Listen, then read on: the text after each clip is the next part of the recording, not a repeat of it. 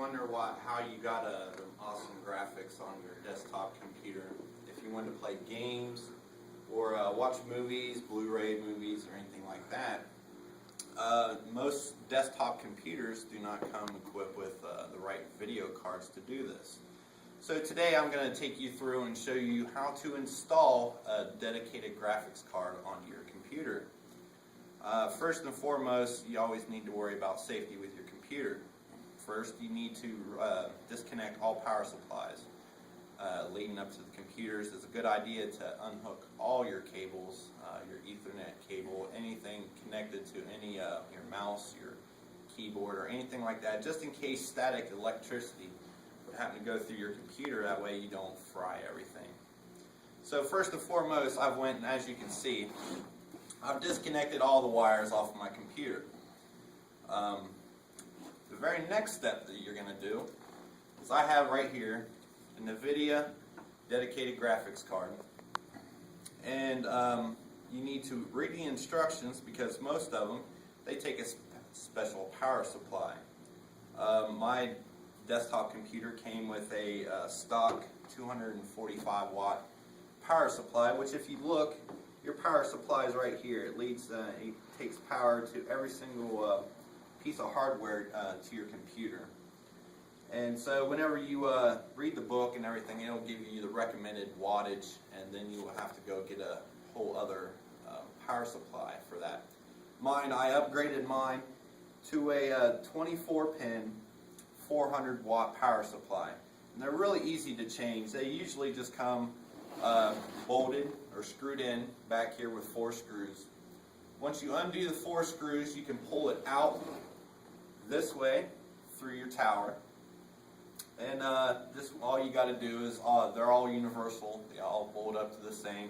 Slide it back in, connect the wires, and then after that, you need to go and check all your, make sure all your hardware devices are plugged into your power supply. They come with different legs. They call them legs, coming off of the power supply. They usually come with about 6 or 8 of them.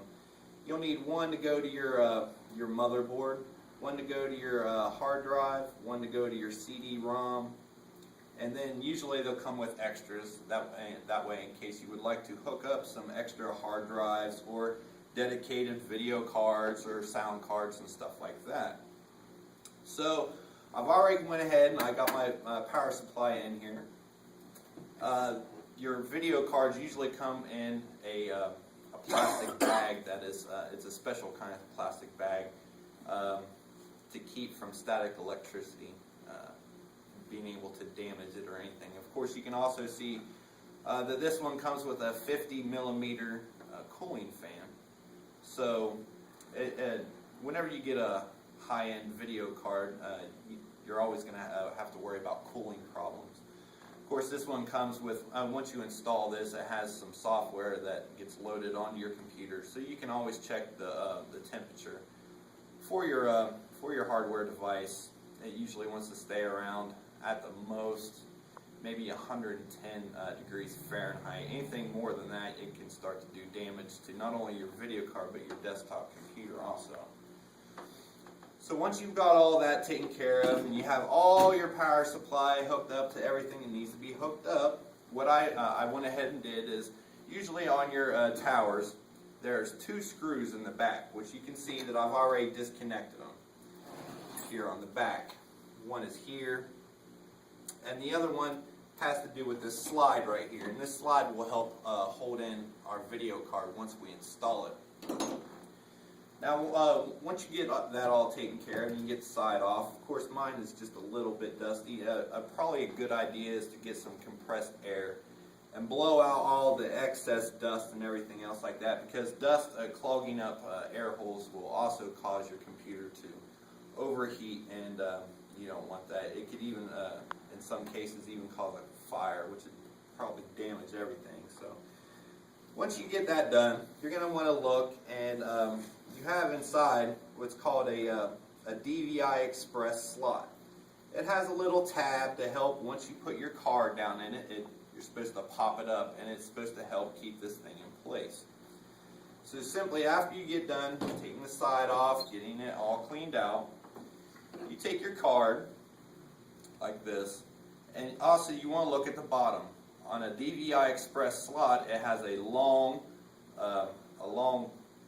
slot that goes in the slot down here, and a short one. You want to make sure not to get this mixed up backwards, because you could damage your motherboard by doing this.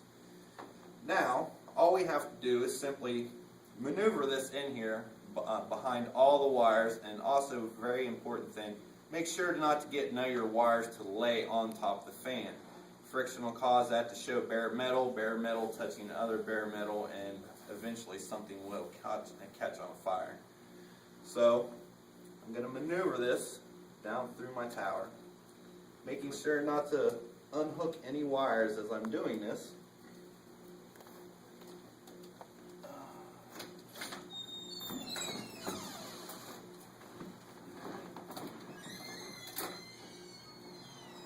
So once I get this all lined up, everything, you're just going to gently push this down into the slot, and then go down and grab the tab and make sure that it is all the way up and connected. You might want to tug on it, make sure it's connected to your motherboard very nice and solid.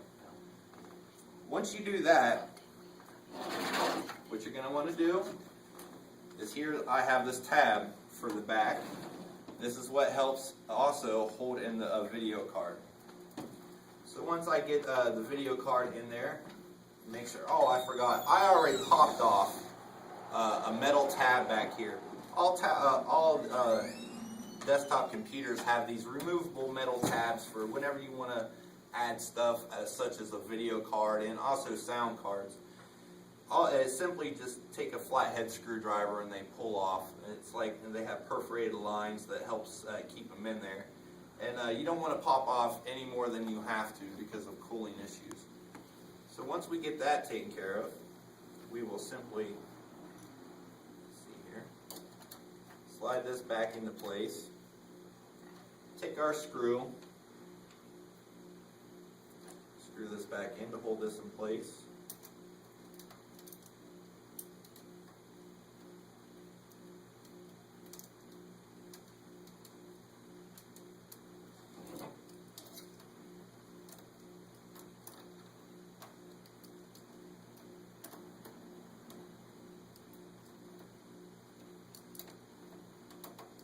Now once we get this taken care of, we need to put the side of our case back on also, which is just held on by one screw.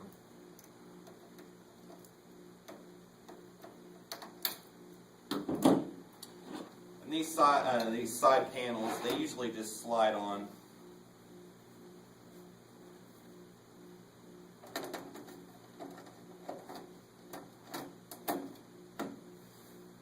And then there's this glass screw on the back.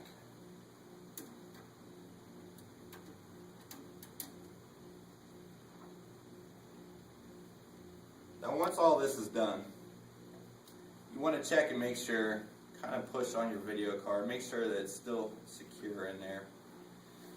Now what you need to do is you need to simply just hook everything back up, and these video cards, usually hardware comes with software to help make it integrate itself and work well with the motherboard and stuff like that. These, the kind of video card I have is called a plug and play. You simply just install it, turn your computer on, and the computer itself, Windows, will actually go and find the drivers for you to make this piece of hardware work. What you're going to do though first is you're going to hook up your video source with your onboard or the video that goes for your motherboard. Hook this up, install the software for your drivers for your video card, and then once you're done with that, you're going to want to restart your computer. And then as you can see here, I have an HDMI output that I use for because I have this hooked up to my television. So once I install the drivers, restart my computer, I'm going to want to switch the video cable, switch it to my new my new video source, and then simply restart your computer and make sure that everything's working properly. After you do all this, and if you're still encountering problems, you might want to look at things like processor. Is your processor fast enough to push this video card? Do you have enough RAM? And all that should be in the recommendations in the books that come with your new hardware. So with that, congratulations, you have all learned how to put in a video card on your desktop computer.